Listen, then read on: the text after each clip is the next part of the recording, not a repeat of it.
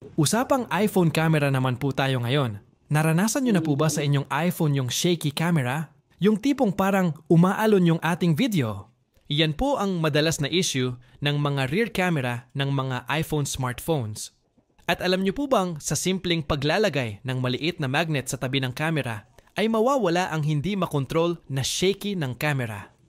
Yes po, tama po ang inyong narinig. Pero bago po natin pag-usapan ang reason kung bakit nawawala, ay talakayin po muna natin ang dahilan kung bakit in the first place ay nag-shake ang rear camera ng mga iPhone. At para malaman po natin, ang dahilan ay kailangan po nating sisirin ang kaibuturan ng mekanismo ng mismong camera ng isang iPhone. At ang sisilipin po natin ngayon ay ang camera ng iPhone XR. Ito po ang rear camera ng iPhone XR. Babaklasin po natin ito para makita po natin ng buo ang mekanismo ng isang iPhone camera. May tatlong pangunahing parte ang iPhone camera ng iPhone XR.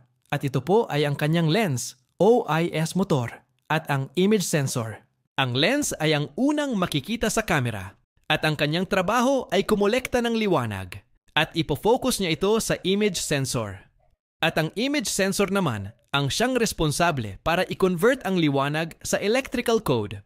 Babasahin naman ni CPU ang code na siya naman nakikita natin sa ating mga screen. At dito na po papasok ang ating main topic, which is ano nga ba ang dahilan kung bakit nagsishake ang display sa ating camera. Ang main reason po ay si OIS motor. Kapag nag-malfunction na si OIS motor, ay mag-create na ito ng uncontrollable electromagnetic fields na siyang dahilan sa paggalaw ng lens. Kaya ang resulta ay nagsishake ang display sa ating iPhone camera. Ang pangunahing tungkulin ng OIS, Optical Image Stabilization, ay bawasan ang pagkalabo ng mga larawan at video sa pamamagitan ng pag-compensate o pag-adjust laban sa maliliit na galaw o panginginig ng kamay habang kumukuha ng litrato o video. Gumagana ito sa pamamagitan ng paggalaw ng lens o ng image sensor mismo upang salungatin ang pag-uga, kaya mas malinaw at mas matalas ang kuha, lalo na sa madilim na lugar o kapag gumagamit ng zoom.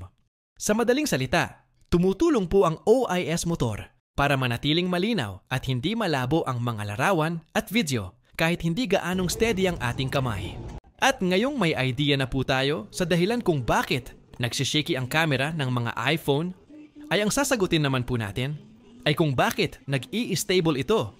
Kapag nilalagyan ng magnet ang camera, kung matatandaan po natin na ang OIS motor ay nag-create ng electromagnetic at dahil sa external magnet na nilagay natin sa tabi ng camera, ay mapapahinto nito ang nakiki-create ni OIS motor na electromagnetic field dahil di hamak na mas malakas at natural ang magnetic na nilagay natin.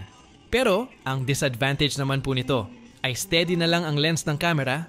It means na malabo na siya kung gagamitin sa mga magagalaw na pag-video tulad ng sa motovlogging.